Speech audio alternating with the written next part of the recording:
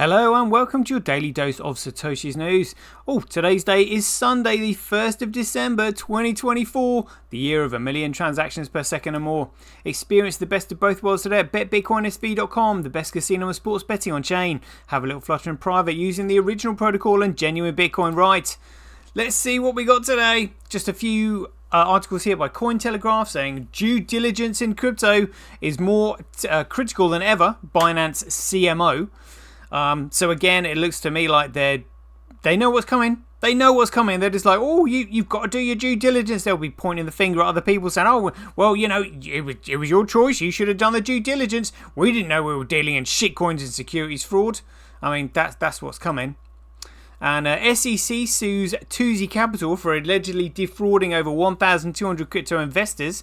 The SEC claims Tufty Capital misled investors by stating their funds would finance crypto mining operations, but instead used them for unrelated expenses.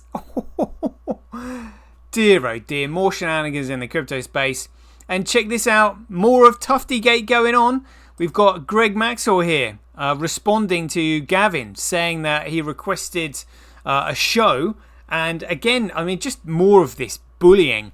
Like literally schoolboy bullying. No, that's a lie. That's a falsehood. I would never do that from a guy who blah, blah, blah, blah, blah, and whatever. So clearly deep state stuff because like they've actually bothered doing background research on his personal life.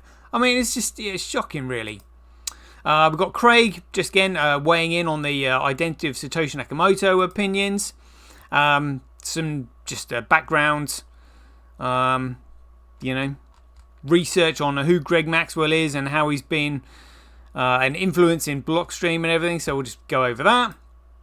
Then we'll just go over the gaslighting that they all do over at Blockstream as to what Bitcoin is actually meant to be.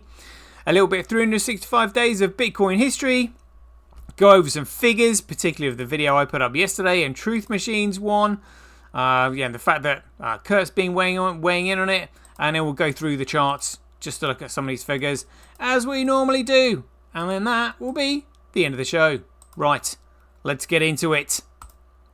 Satoshi, like a cowboy in the West, riding on the blockchain that they call the very best. 1 million strong and transactions flying free. Just wait for the terror node, you'll surely see. Here we go then, right, due diligence in crypto is more critical than ever, says Binance CMO. What's this? Chief something officer? Let's find out. So anyway, Binance CMO Rachel Conlon says that community feedback and input are important factors for crypto exchanges when deciding which cryptocurrencies to list, though nothing is guaranteed. They're all literally, yeah. So they're saying what? Community feedback is important. Really? Well, they're all frauds. So let's we'll get a community feedback on this, but whatever it is, we will always delist BSV. It's the only one. And yet, when they're delisting BSV, their argument is, well, you can just dump it for another coin. Well, if it's the same as another coin, why delist that in the first place? What is it about BSV that makes it so different that you're saying, you can just buy another coin? Well, I want that one. You know what? So you're telling me that the only difference is the name? You know, what is it about BSV? We now know, but it's just this is what they're trying to hide from everyone else. The recent surge in the popularity of meme coins has intensified pressure on cryptocurrency exchanges to identify and eliminate dubious projects, safeguarding users. What a load of crap. According to a crypto exchange executive. The team does a lot of due diligence on the founders of the project. Again, founders of the project. If they're doing due diligence on the founders of the project, they are the issuers of the token, which means they are securities. And they have to be registered. Due diligence on founders. So do you have to do due diligence on the founders of gold or silver? No, because there aren't any, because they're commodities and they're only ever extracted or grown. So ridiculous. So due diligence on the founders of the project, who is involved and what's potentially on their roadmap. Because they're in control of it. They are issuing securities. Crypto exchange Binance Chief Marketing Officer Rachel Conlon told Cointelegraph at Oz CryptoCon 2024. community feedback and input. As for what is the X factor that gets a crypto token listed on Binance, all it's got to do is be a shitcoin. Conlon said there is nothing guaranteed. A few different factors are considered by the secret research team, Conlon said. Community feedback and input, as well as watching what community trends and insights are around this, are definitely important. What a load of crap. Is that how they measure? Oh my god. She added, dismissing the idea that Hyperloan drives listings. Well, she is utterly clueless. Utterly clueless. Oh my god. Conlon said the meme coins had a lot of negative coverage because of their lack of utility. They're all meme coins and shit coins. But we know that they're up and coming meme coins that have utility built in. No, they don't. Which is really what we all need, because we need that use case. See, look at it. Look, we need that use case. Look, even she's saying it's about utility. Honestly, the hypocrisy here is just it is through the roof. Through the roof. We need a use case. The only genuine network that actually has a use case is BSV, and she's saying we need that use case. All of these coins do fuck all because the networks that they run on, they're all completely centralized, which means the token is centrally controlled and the network is utterly useless because the data isn't safe. That's the whole point of blockchain. It is immutable data. That is the use case. That's the use case. End of. And then you can do other programs on it, like smart contracts, for example, NFTs, all this stuff. But again, they're all useless if the data can be deleted. That's the whole point of having the protocol. It is the only way to commoditize data, which means your data is safe and secure, and it can't be cracked, hacked, altered, changed, or deleted, because it is a common network with no central point of failure. And these dickheads don't get it yet. Good grief. Critical to keep the community involved, Conlon forecasts that the crypto community will grow exponentially over the next 18 to 24 months, which means there will be an even greater need to focus on crypto projects with real use cases. Oh, here we go again. Real use cases. That's hilarious. What we should be talking about more is the innovation that's going to come out, like the innovation that's been prepped in this bear cycle. What people are building, she said. And again, if you're going to build, the only platform you can build on is one that has got a locked protocol. And what's the only network that's got a locked protocol? That's right, BSV. Conlon's comments on utility reflect a similar view to that of the former CEO of Binance, CZ, Changpeng Zhao, who recently shared his growing distaste for the meme coin ecosystem. Yeah, what about talking about BSV? In a November 26 X post, he said that the meme coins are getting a little weird as opposed to being funny during the nascent stages. Let's build real applications using blockchain. What a hypocrite. What a hypocrite. Despite the ongoing scams and rug pulls in the meme coin space, there have also been recent cases of users gaining extreme wealth. On November 27th, Cointelegraph reported that a Solana-based meme coin trader turned a $160 investment into millions after buying tokens tied to a viral internet meme. Oh my! And that, again, it's just Ponzi scheming. That's literally all it is. What a joke! And again, more shenanigans. SEC sues Tufty Capital for allegedly defrauding over 1,200 crypto investors. The SEC claims Tufty Capital misled investors by stating their funds would finance crypto mining operations, but instead used them for unrelated expenses. The United States regulator has taken legal action against investment firm Tufty Capital over allegedly misleading investors about the liquidity and profitability of its crypto asset mining fund.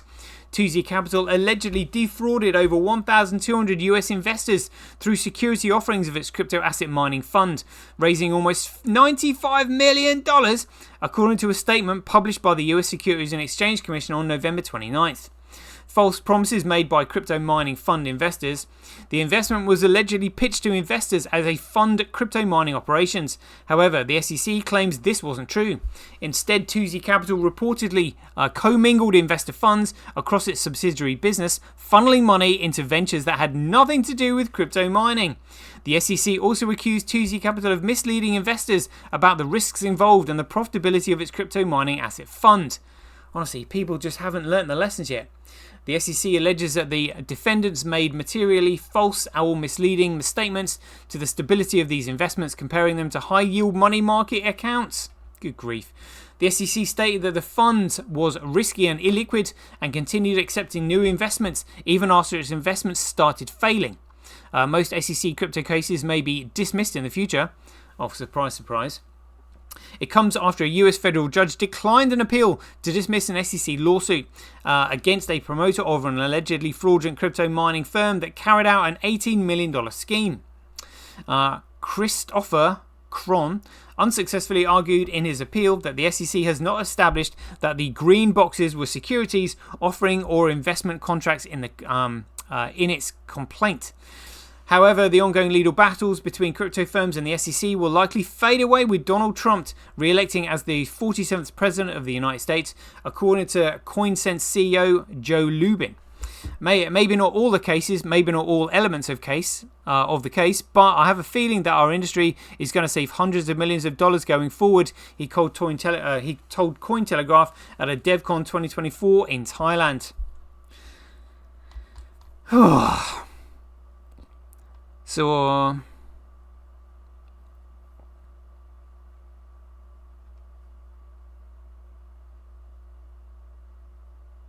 So most SEC crypto cases may be dismissed in the future.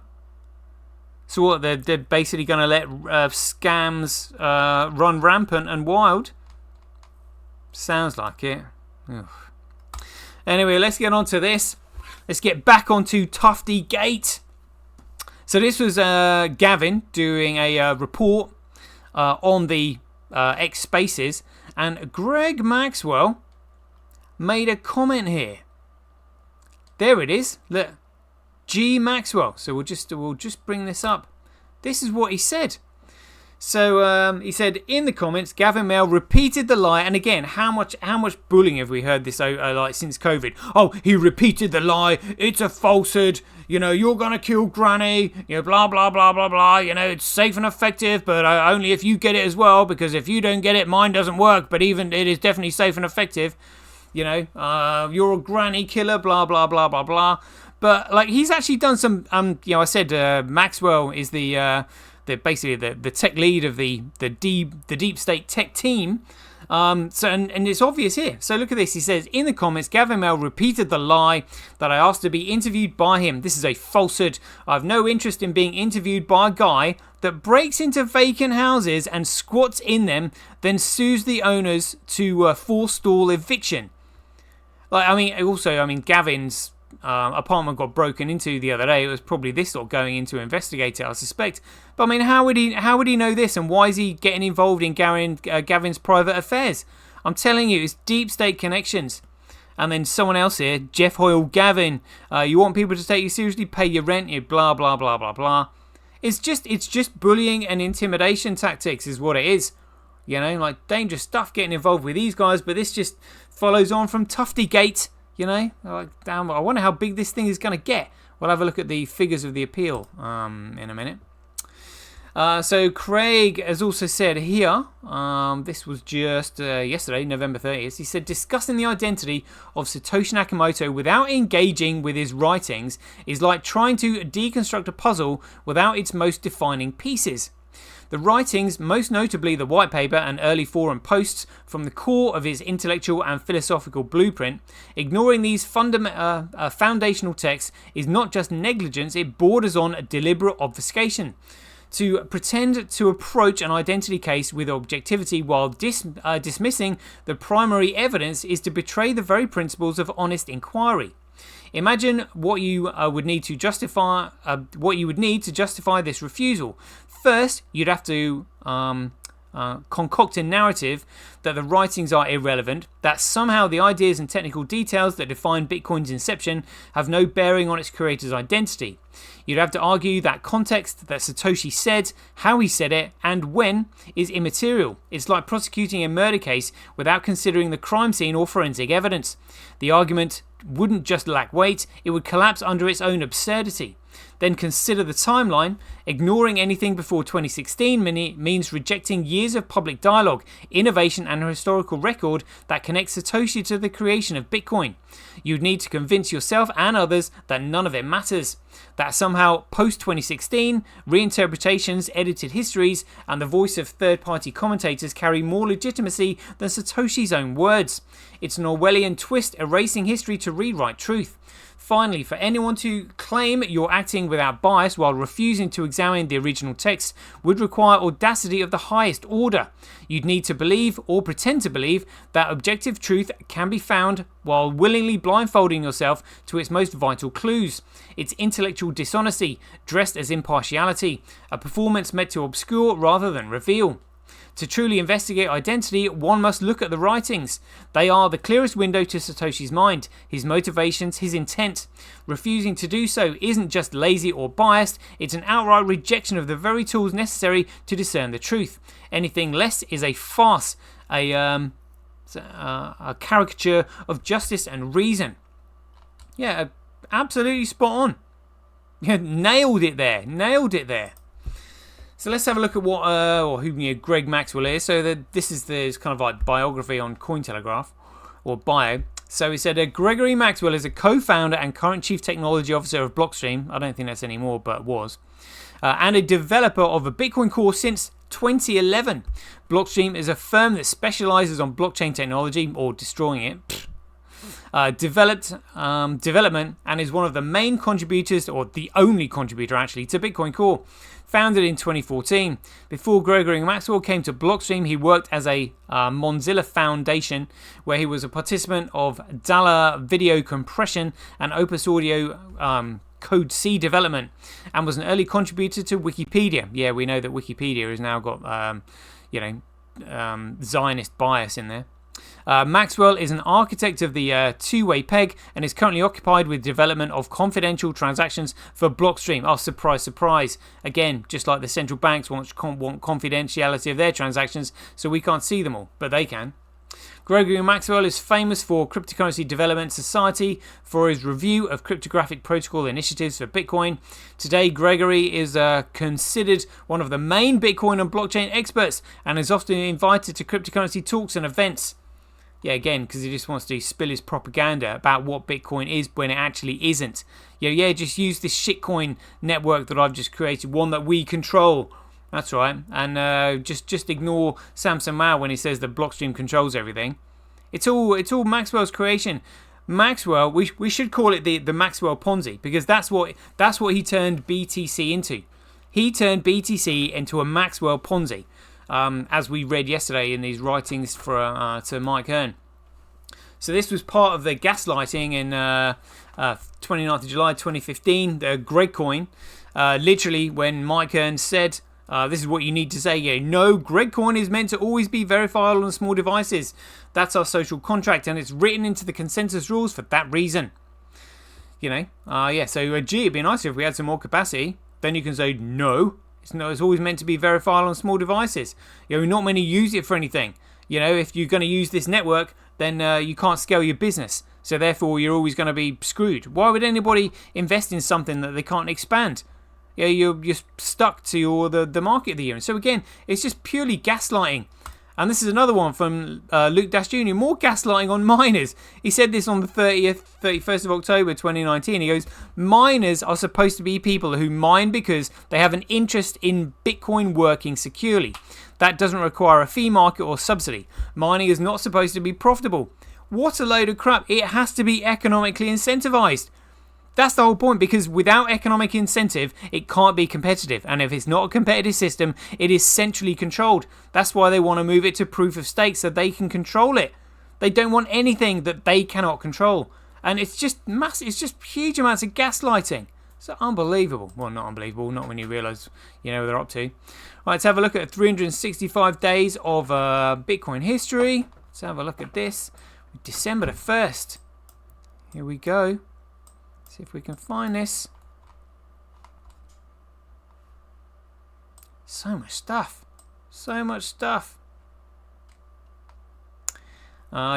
the 1st, 2021, Square Crypto changes its name to Spiral BTC. That was an article here in the Crypto News. So we heard all about them during the trial. December the 1st, 2022, Craig stated, I want to have the @Satoshi back with the rightful steward. So that was your little bit of Bitcoin history for the 1st of December. Right, and let's get back on with this. So I was just looking at the figures on this. Look, I've had 5,000 views on my little video here. Let's have a quick listen again. That is harassment. I love that. That is harassment. And I thought that was doing well. I was like, oh, I've got 5,000 views. But then I looked at Crypto Rebels video, 14,000 views. 14,000 views. Look at that. 14,000. But then I was thinking, well, actually, I've got like over 14,000 profiles blocked on my profile. But look at that, 5,000. And then you see another one who's done the same as me. 14,000 views. Well done there. That is awesome. Awesome. And also the fact that Kurt has also weighed in on this as well. And Kurt, I don't think Kurt actually blocks anybody. So he's got, 42,000 followers. So how many followers has Crypto Rebel got? 7,800. I think Kurt actually was talking about Crypto Rebel's video there. So that's how it might have got that many views. But that's awesome. You know, bringing more light to Tufty Gate is what we want. Right, let's have a look at just the usual figures here. So we've got Bitcoin $70. Yeah, its price is holding strong around that. Very good. Hash rate 0.06, network nodes 0.2, but again, this is all vanity. This is the sanity. 97% of the transaction volume and 98% of the block size. Let's have a look at these block sizes coming through. Look at this, beautiful. Beautiful. What's the biggest one there? 264, 335. And these are at 408 megabytes. Look at that, 413 megabytes. And these look consistent. Yeah, there's no talk of any tests going on here. I wonder if these are sustained, that would be phenomenal. Phenomenal. Right, let's have a look at the rest of the charts then. Yeah, hash rate, no movement there. Proof of work by networking, we know that should all be on SV, because that's the only one that goes back to the Genesis block. All these are altcoins being created later. 106,000 times cheaper to transact to Bitcoin than Gregcoin. Mining Bitcoin at just a 6.2 comparable loss. That's almost negligible, really. That's going to be a fascinating figure to watch, because this is being carefully managed. And whoever was managing it is allowing it to come down now. I wonder if this means that other miners will soon effectively be invited onto the network, or economically incentivized. Whoa, this is looking great. Look at daily average Bitcoin block size by network. Bitcoin smashing it. Transactions by network on the log curve. I mean, that is exponential there. I mean, look at this. This is between 1 and 10 million, but that goes from 10 million to 100 million. Look at that on the log curve. Absolutely smashing it. Transaction per block by network. Yep. Fees, USD sub-cent fees. Fees Satoshis right down here. Look, 1 Satoshi. 1 Satoshi fees. That's amazing. Amazing. Block reward ratio, again, as we mentioned yesterday, it looks like it's just nicely moving up. It doesn't look like a test. It looks like genuine growth, which is really exciting. Blockchain growth by network, the only chart you actually really need to look at if you want to know what's going to happen in the future. Global hash rate 7 days, global hash rate 24 hours, Gregcoin hash rate, other miners 0.69 on there. Bcrash mining, other miners 45%, Fisher Price cash, who cares? And then we've got Bitcoin. We'll have a look at Bitcoin mining here. Oh, Kuv wanted to jump back into the lead again. 41%. The competition here.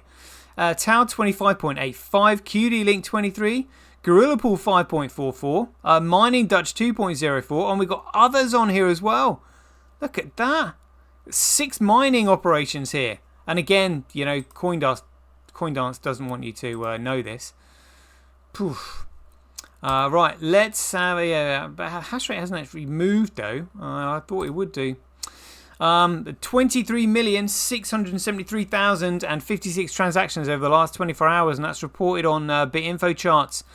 Gregcoins just 596,000, Ethereum 1.2 million, XRP just 677,000. What a joke. Litecoin 193,000. But look at this, SV, the genuine Bitcoin, absolutely smashing it. So we saw when they were kind of like stress testing XRP, they couldn't sustain more than 2 million a day. And yet we're on 23 million already. being sustained for the last week on Bitcoin. You know, it really doesn't take a rocket scientist to figure out what's going on.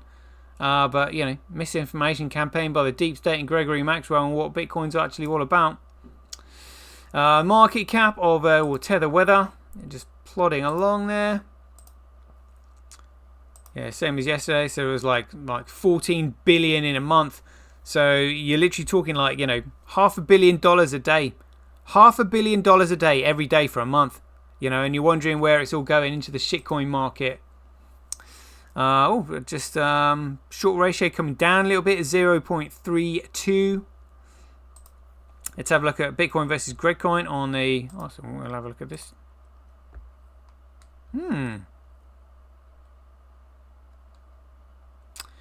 So at the beginning of the month, that's the monthly chart against Gridcoin. Went up and down and up again and down and up and down.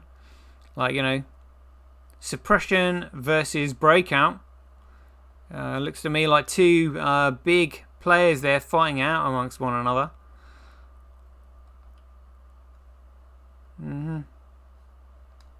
Yeah, I mean, it's looking steady.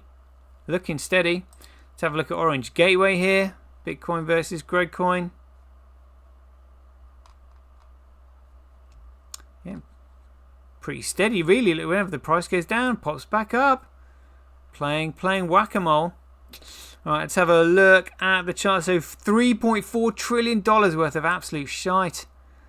Gridcoin at 97,000. 24-hour high, 97,484. All-time high, still 99,754. Let's see how these other shit coins are performing. With Tether being... Look, Tether now 3. Ranked 3 on the on the crypto market cap. Look, 134 billion. That's hilarious. That's hilarious. Remember, it can just inflate itself. Oh, we'll have another billion and another billion and another billion. You know. I mean, sooner or later, it'll be overtaking Ethereum. Oh, dear. I mean, look, all these shit is Shiba. Look at that on the week. Good grief. Oh, the XRP going up to number 4. Oh, they've been pumping it again today. Another 10% today. 50% on the week. 300% in 30 days. You know? Good grief. People have got all these hopes for XRP, the XRP army and all this kind of stuff. They had no idea that all just Ripple do is just simply release XRP from the escrow to bring the price back down again, because it's basically meant to be an unstable stable coin. Yeah, but as we've seen in info charts, look at that. Just like 677 transactions. Can't compete with the genuine Bitcoin at all. Nothing can, because they're all pieces of garbage. Literally pieces of garbage.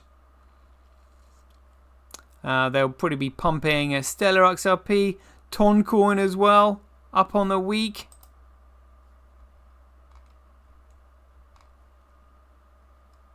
%, 39.4 on the week. Dot. Oh my goodness me.